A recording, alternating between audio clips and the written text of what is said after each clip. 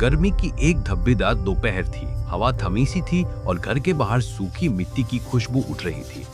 घर के अंदर चूल्हे की ठंडी लाख और पुराने साल के अखबारों की मटमैली पन्नों से रेफ्रिजरेटर जैसा सन्नाटा था। अमित खामोशी से छत पर बैठा था।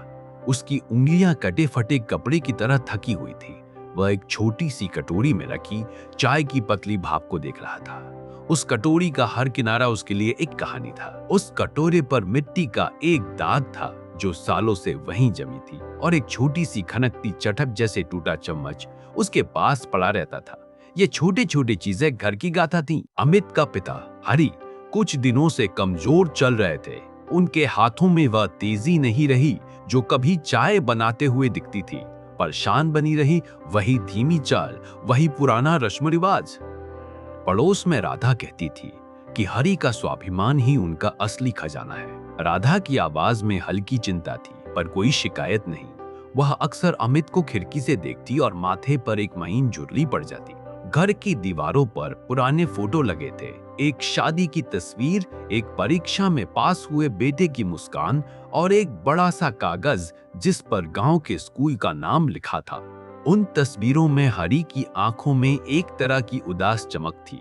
जब भी हरि चाय बनाते, पूरा घर उस चाय की पतली भाप से सराबोर हो जाता।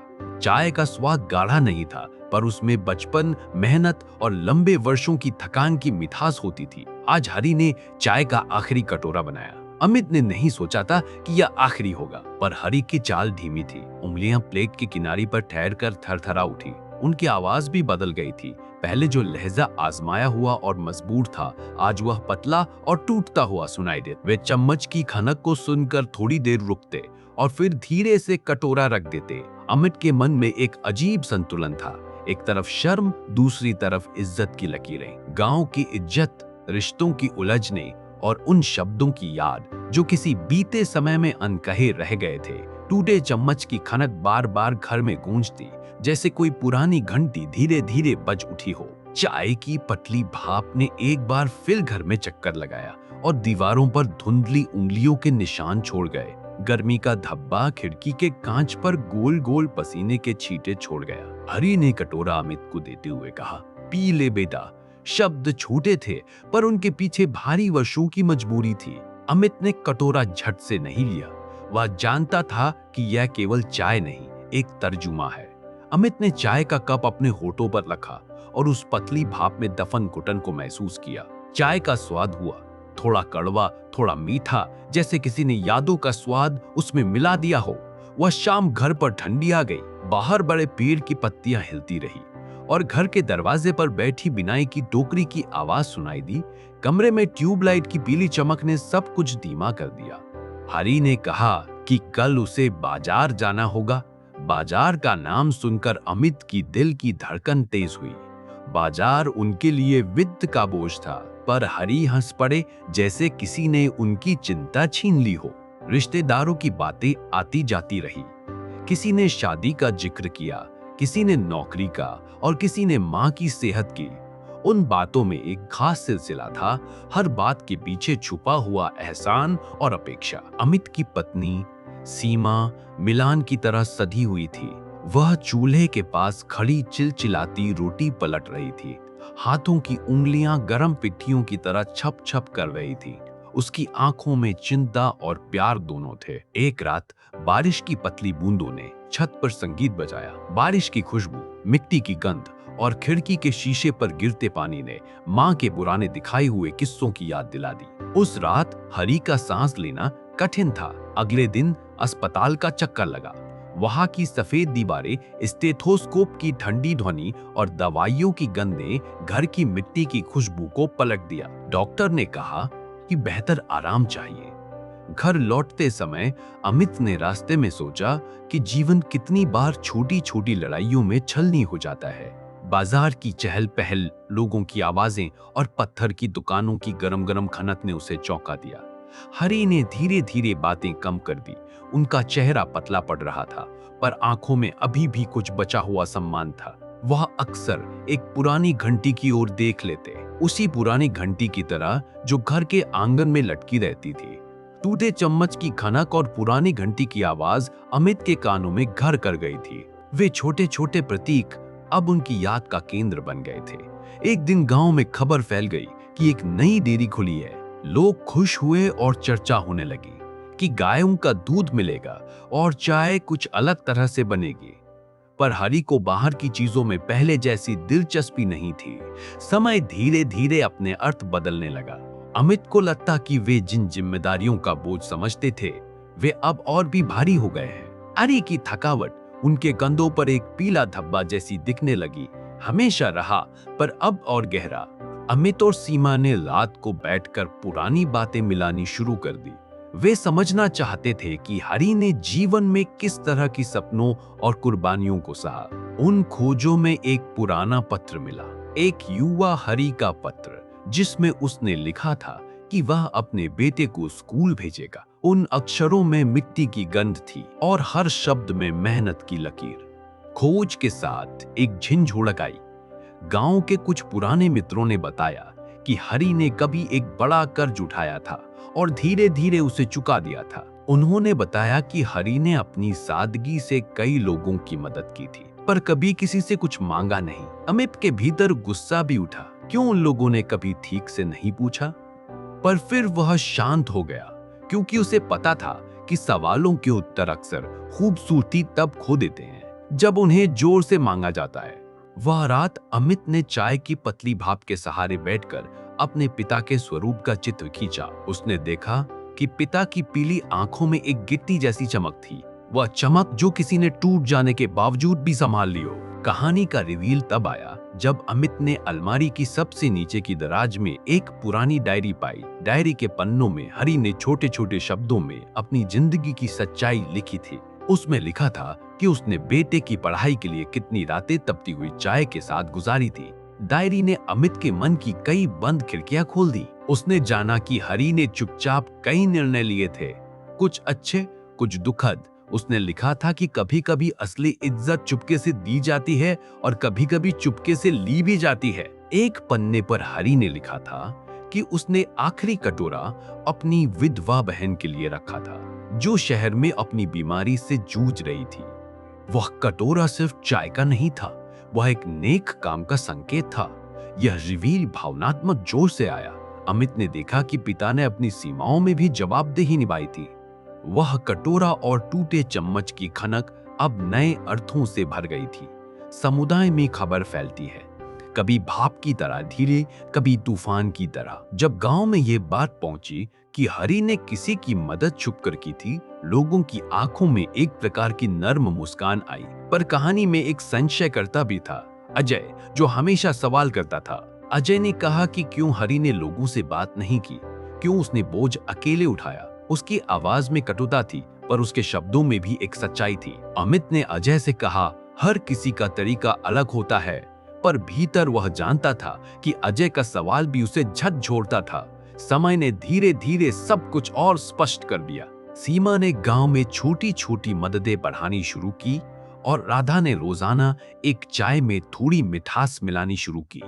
लोगों के छुपे हुए एहसान उजागर होने लगे। हरि की तबीयत खराब होती रही। वह अक्सर बिस्तर पर लेटकर खिड़की से बाहर देखता, जैसे किसी पुराने नाटक की पटकथा याद कर रहा हो। उसकी उंगलियां अस्त व्यस्त रेखाओं के बीच कुछ पकड़ने की कोशिश करती। एक सुबह जब धूप मीठी थी और हवा में ठंडक थी, हरि ने आखिरी बार अपनी पुरानी घंटी बजाई। उसकी आवाज महीन थी, पर उसमें कोई निर्णय था, जैसे वह कहना चाहता हो कि अब खामोशी भी अर्थ रखती है। अमित और सीमा दोनों उसके पास बैठे। घर के कोने में टूटे चम्मच की खनक फिर आती रही और चाय की पतली भाप धीरे धीरे कमरे में मिल गई। हरि ने अमित के कान में धीरे से कुछ कहा, जैसे कोई राज बांट रहा हो। बेटा, उसने कहा, जिंदगी में इज्जत से जियो। शब्द छोटे थे, पर उनके पीछे एक लंबा मार्ग था। उस दिन शाम होते होते हरि ने आंखें बंद कर ली। उनकी सांस धीमी हुई और घर में एक अजीब सा शांत संगीत छा गया। बाहर से टेबल पर बारिश के कुछ बूंदों की आवाज आई और कमरे में मिट्टी की गंध घुल गई। गांव वालों ने शोक मनाया, पर शोक के बीच कुछ बदल भी गया। लोग झुक कर आए, पर अब उनके चेहरे पर निंदा कम और समझ ज्यादा थी। अजय भी आया और चुपचाप खड़ा रहा। अमित ने पिता की किताबों और उसके दस्तावेजों को संभालना शुरू किया। उसे डायरी और नोटों में पिता की जिंदगी की छोटी छोटी बातों का पता लगा। उसने जाना कि पिता ने गांव के लिए कितना कुछ किया था, बिना शोर के। सीमा ने अपने हाथों से खाने में वह मिठास जोड़ दी जो हरी की बनाई चाय में हुआ करती थी। लोग धीरे धीरे लौट आए और दिन फिर से चलने लगे। टूटे चम्मच को अमित ने दिया नहीं, वो उसे अपने अलमारी में रख गया। वह चम्मच अब उसके परिवार की एक निशानी बन चुकी थी। रिवील ने गांव में बदलाव लाया था। छोटी छोटी मद्दों की लकीरें फैलने लगी। लोग अब एक दूसरे की झोली में हाथ डालने से पहले ज्यादा सोचते थे। अमित ने महसूस किया कि पिता ने उसे एक जीवन वाहक दिया था। चुपचापन में भी मानवीयता की गहराई सिखाई थी। उसे अब बहुत चाय की पतली भाप हर दिन याद दिलाती थी कि असली इज्जत कर्मों में छुपी होती है। कई सालों बाद अमित स्कूल के बच्चों को उस दान की कहानी सुनाने लगा। वह उन्हें बताता कि कैसे छोटे छोटे प्रतीक, एक टूटा चम्मच, एक पुरानी घंटी और एक कटोरा किसी की जिंदगी बदल सकते हैं। बच्चों की आंखों में उत्सुकता और सम्मान दिखाई देता। समय ने फिर भी एक नया काम दिया। गांव में एक छोटा सा कोऑप खुला। लोग एक दूसरे के लिए थोड़ा थोड़ा रखते और मुश्किल वक्त में बांटते। कोऑप ने लोगों के जीवन में भरोसा लाया और कई परिवारों की मजबूरी को हल्का किया। एक दिन स्कूल के बच्चों ने अमित से पूछा कि हरी चाय क्यों बनाते थे। अमित ने उन्हें वही कहानी सुनाई। कटोरा, टूटे चम्मच, पुरानी घंटी और दागदार नोट। बच्चों की आंखों में आश्चर्य और सम्मान दोनों चमके। छोटे छोटे बच्चों ने उस चम्मच की खनक पर खेलना शुरू कर दिया, पर अमित ने उन्हें समझाया कि यह सिर्फ खेल नहीं है। वह बोले, यह खनक हमें याद दिलाती है कि किसी की मेहनत को छोटा मत समझो। समाचार के साथ कुछ लोग शहर से भी आने लगे। एक पत्रकार आया और उसने कहानी लिखी कि किस तरह एक बुजुर्ग ने बिना दिखावा किए गांव में मदद की। कहानी ने लोगों को सोचने पर मजबूर कर दिया। कुछ लोगों ने कहा कि यह कल्याण एक दिन में नहीं आया, यह एक लंबे समय का परिणाम था। अमित ने महसूस किया कि हरी ने एक चुप छोटा आंदोलन शुरू किया था जिसे अब आगे चलना था। रातें अब भी ठंडी आती थी और अमित अक्सर चाय की पतली भाप के साथ बैठकर पिता की डायरी पढ़ा करता। डायरी के पन्नों में वह आवाज थी जो अब गांव के बच्चों तक पहुंची थी। गांव के बुजुर्ग अब अक्सर बैठते और पुराने जमाने की बातें करते, कैसे लोग एक दूसरे की मदद करते थे, कैसे इज्जत की परख होती थी। उनकी बातों में मिट्टी की गंध और पुराने समय की थकान दोनों मिलती थी। अमित को एक दिन शहर से एक प्रस्ताव मिला कि वह गांव की कहानी किसी मेले में बताए। वह संकोच में था, पर उसने सोचा कि पिता की बातें जितनी दूर हो उतनी ही जरूरी थी। उस मेले में उसने कहानी सुनाई और लोगों की आंखों में पानी था। किसी ने कहा कि वह सीख उनके अपने जीवन में काम आएगी। अमित ने समझा कि एक साधारण चाय का कटोरा कैसे लोगों के दिलों को छू सकता है। वर्षा के दिन फिर आए और खेतों में हरी भरी लहर उठी। बच्चों की हंसी, ट्यूबलाइट की पीली चमक, टूटे चम्मच की खनक, सब मिलकर एक धुन बना रहे थे। समय के साथ अमित ने अपने जीवन में छोटे छोटे बदलाव किए। वह अब गुस्से में कम और समझ में ज्यादा रहता।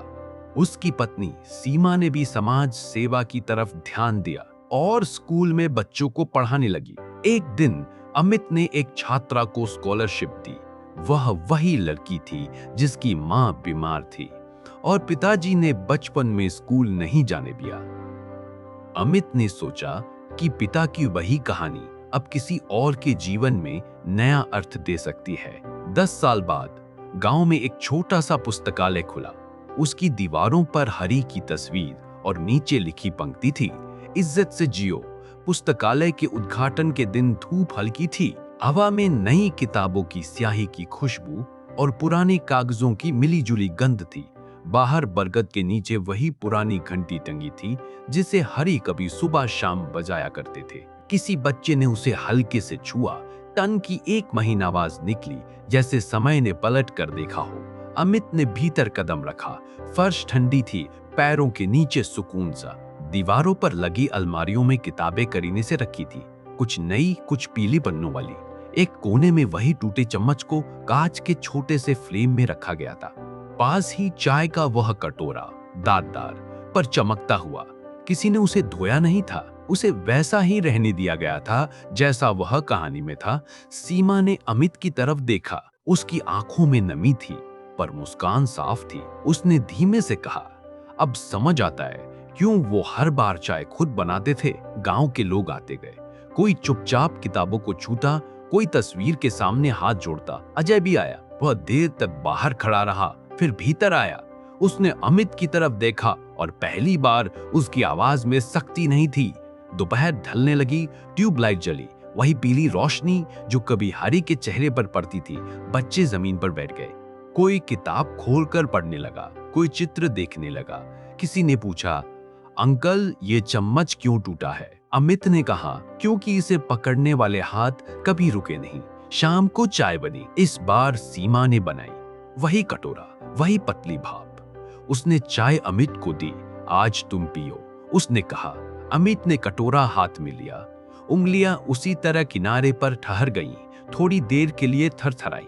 भाप ने उसके चेहरे को छुआ, आंखें अपने आप बंद हो गई। उसे लगा जैसे हरी वही बैठा है, खिड़की के पास, वही शांत चेहरा, वही थकी हुई गरिमा। अमित ने चाय की एक घूंट ली, स्वाद वैसा ही था, कड़वा, मीठा, सच्चा।